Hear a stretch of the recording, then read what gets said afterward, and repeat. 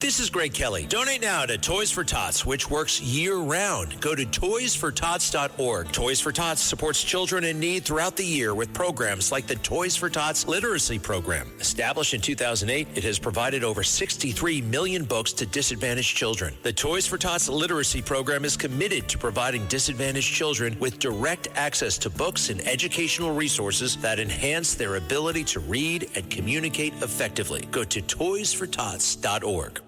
Listen, all you New Yorkers. Taxi! Okay, we're looking around. This is the 77 WABC minicast. Sunday morning.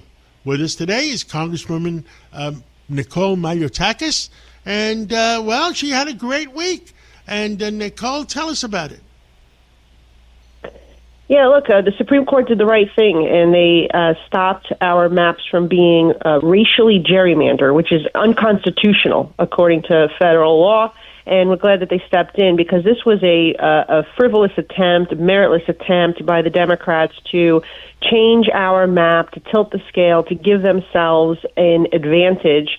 And they tried to claim that it was about race, when really it was about politics and trying to steal this seat from the people of Staten Island and Brooklyn. And I've always said whether I serve another term should be up to the people of Staten Island and Brooklyn. It should not be up to these map makers that are politically connected or Democrat high-powered attorneys working to set up a system where only the Democrat can win an election. And as you know, John, my district is the only district that is competitive in the city of New York. It was represented by a Democrat until I defeated that incumbent in 2020. And that was the people's choice. And this is a good win.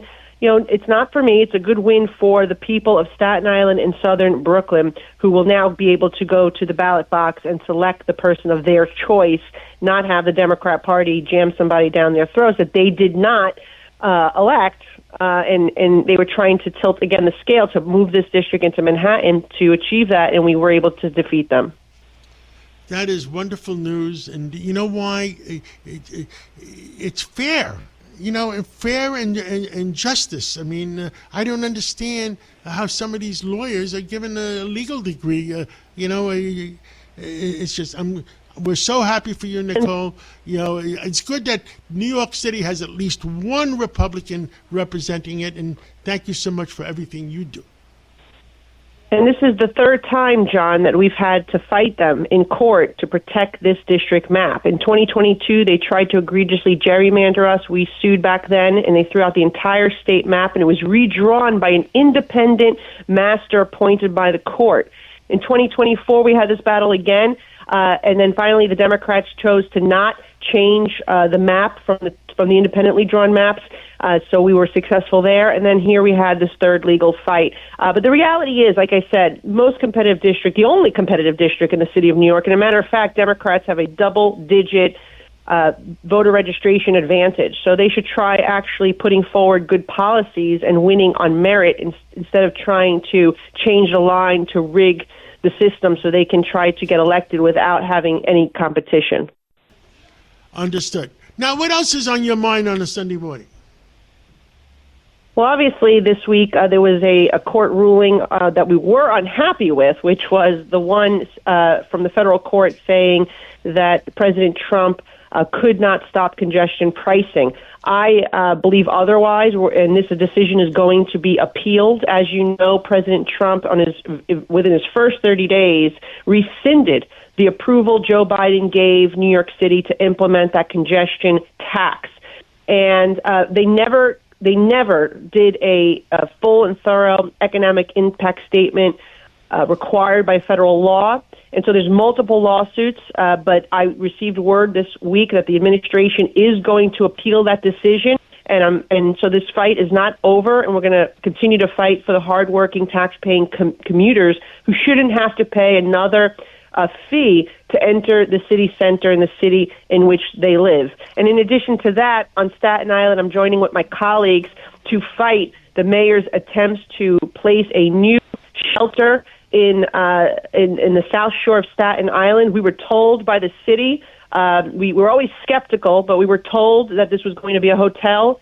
Obviously, this is the reason why we oppose these hotels popping up in our community, because they tell us one thing and then they turn it into a shelter. So they're closing a shelter in Manhattan and then wanting to open a shelter on Staten Island. That makes zero sense. And so we're going to fight this. I'm working with Frank Morano and my other colleagues, Mike Riley, Tanusis, those who represent that area on the South Shore, to push back on the city, because the city did not get community input here. That has to be part of the conversation. In fact, there was a state law that said that they needed to do that.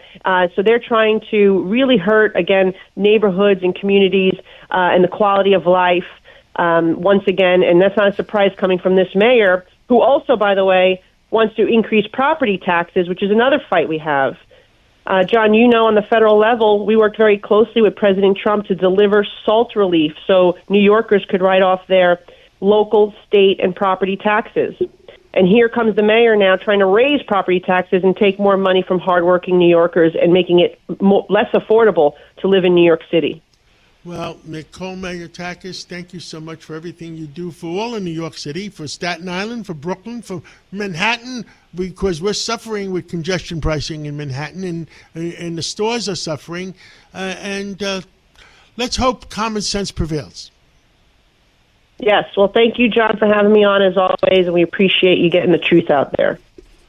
Rural Americans deserve access to the best our nation has to offer, especially when it comes to health care. Across every state and every community, America's rural hospitals are the first line of defense, protecting our families, neighbors, and loved ones. No matter where you live, hospital care doesn't clock out. They're there 24 hours a day, 7 days a week, 365 days a year. Each year, America's over 5,000 hospitals care for millions of patients, providing 24/7 emergency care, delivering babies, cancer treatments, and other life-saving care that patients rely on. Behind every one of those patients are doctors, nurses, and caregivers working tirelessly to keep people healthy and safe. Hospitals are our community's lifelines. They employ our neighbors and keep our families' health. But now, some in Congress are threatening access to care. Tell Congress, protect patient care to keep America strong. Don't cut rural health care.